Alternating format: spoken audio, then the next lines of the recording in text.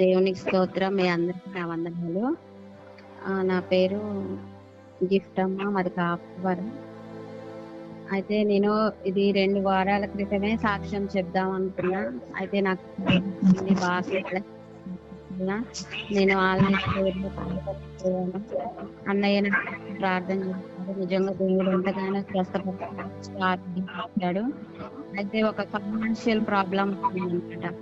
అయితే మేము ఇల్లు కట్టుకున్న కాడ నుంచి కొంచెం ఫైనాన్షియల్ ప్రాబ్లం. మా పెద్ద బాబు చెన్నైలో బీటెక్ 3rd ఇయర్ చదువుతుండు. అయితే ఈ 2 సంవత్సరాలు ఫీజు కట్టే టైంలో కొంచెం అమౌంట్ ఇబ్బంది అయిందనమాట. 1,50,000 కట్టాల కాలేజ్ ఫీజు. అయితే సగం అమౌంట్ ఒక 80,000 వరకు కడితే సరిపోద్ది అనేసి అన్నారు. అయితే మా దగ్గర అస్సలు లేవు. కొంచెం అంత గోల్డ్ ఇంకో ఇచ్చాము. అయితే ఎప్పుడో ఒక 10 years క్రితం ఒక పాలసీ కట్టామన్నమాట. అది 10,000 అలా కట్టుకుంటా వచ్చాము. వస్తే అవి మాకు 3 సంవత్సరాలకు ఒకసారి బోనస్ వచ్చిందనమాట. 25,000 అట్లా 3 సంవత్సరాలకి 3,20,000 60 అను 3,5,000 15,000 75,000 బోనసే వచ్చింది మాకు. బోనస్ వచ్చిన తర్వాత ఆ పాలసీ కంప్లీట్ అయిపోయింది. మీకు ఇంకా 45,000 రూపీస్ వస్తాయని వాళ్ళు మాకు ఫోన్ చేసి చెప్పారు. ఫోన్ చేసి చెప్పినప్పుడు బ్యాంకు బుక్, ఆధార్ కార్డులు అవన్నీ తెమ్మంటే అవన్నీ పట్టుకొని కొత్తగూడెం వెళ్ళినప్పుడు అక్కడ వాళ్ళు అవన్నీ చూసి చెప్పారు కదా, మీకు ఇంకా 45,000 రూపీస్ వస్తాయి, అవి మేము మీకు అకౌంట్లో వేస్తామని చెప్పి వాళ్ళు చెప్పిన తర్వాత ఇంటికి వచ్చిండు ఆయన. ఇంటికి వచ్చిన తర్వాత నేను షామ్ కోసం ప్రేయర్ చేస్తున్నా. ఎలాగైనా ప్రభా ఒక 80,000 సహాయం చేయతండ్రి. అందరూ కాలేజ్కి వెళ్ళిపోయారు, షామ్ ఒక్కడే ఇంటికాడ ఉన్నాడు. ఫైనాన్షియల్ ప్రాబ్లం నుంచి ఎలాగైనా ఇడిపించు ప్రభు అని అన్నయ్య చెప్పిన ప్రతి వాక్యాన్ని నేను జ్ఞాపకం చేసుకుంటూ పడుకున్నా అనమాట. పడుకొని నిజంగా అన్నయ్య చెప్పిన మధ్యాహ్నం చెప్పిన వాక్యాలు కానీ, ఆల్ నైట్ ప్రేయర్ వాక్యాలు కానీ నన్ను ఎంతగానో బలపరుస్తూ వస్తూ ఉంటాయి అన్నమాట. అయితే ఒక రోజు ఆల్ నైట్ ప్రేయర్ లో అన్నయ్య సరి అయిన సమయంలో ఆదుకునే దేవుడు అని ఒక వాక్యాన్ని చెప్పారు.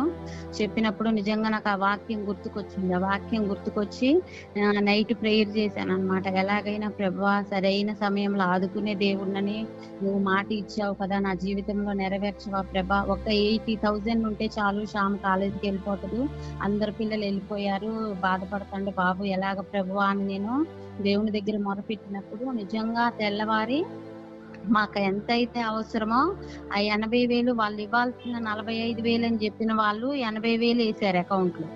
80,000 అకౌంట్ లో వేసేసరికి నేను అనుకున్నా వీళ్ళు మర్చిపోయి వేసారా ఏంటి 80,000 వేసారు అనేసి నేను మా ఆయనతో అనేసరికి ఆయన అంటున్నారు, నీవెవరినైనా అప్పడిగావా డబ్బులు 80,000 అకౌంట్ లో పడ్డాయి అనేసి ఆయన అడుగుతున్నారు. అంటే నేను రాత్రి దేవుణ్ణి అడిగాను, అందుకే ఆయన ఇస్తుంటాడు అనేసి నేను చెప్పాను. చెప్పిన నిజంగా దేవుడు నా జీవితంలో ఎంతో మేలు చేసిండు. అంటే వాళ్ళు మళ్ళీ రిటర్న్ తీసుకుంటారేమో అని 2 రోజుల వరకు ఆ అమౌంట్ మేము వాడలేదు, అలాగే ఉంచాం భయం వేసి. అయినా కూడా వాళ్ళు రిటర్న్ తీసుకోలేదు. 2 రోజుల తర్వాత షామ్ నిజంగా కాలేజ్ ఫీజు కట్టుకున్నాడు. నిజంగా సరి అయిన సమయంలో ఆదుకునే దేవుడు అనే వాక్యం నా జీవితంలో దేవుడు నిజంగా నెరవేర్చాడు అనమాట. నిజంగా ఈ మాటలను బట్టి నేను ఎంతగానో బలపరచబడ్డా. ఈ సాక్ష్యము మొన్న 2 వారాల క్రితం చెప్దాం అనుకున్నా, నా బలహీనత వల్ల జ్వరం వల్ల చెప్పలేకపోయాను. ఈ చిన్న సాక్ష్యం దేవుడు దీవించింది గాక. ఆమేన్. థాంక్యూ అమ్మా. చాలా గొప్ప సాక్ష్యము. ప్రభు నిజంగా చాలా గొప్ప కార్యాలు మన ఆపత్కాలములు మనం ఏమైతే విత్తనాలు విత్తామో మనం ఆ విత్తనము యొక్క రిజల్ట్ ప్రాప్త రూపంలో మనం ఖచ్చితంగా చూస్తాం. సహోదరి పట్ల అద్భుతం, ఇది చాలా ఆశ్చర్యం. 80,000 రూపాయలు అడిగినట్లుగా చూపించి మరి విశ్వాసాన్ని పెంచాడు దేవుడు. ఒక అద్భుతం చేశాడు. మధ్యకాల సమయంలో దూతల కోసం చెప్తున్నాను, మరి కొన్ని విషయాలు చెప్తున్నాను. ప్రభు యొక్క దూతలు మనకు సహాయం చేస్తాయి.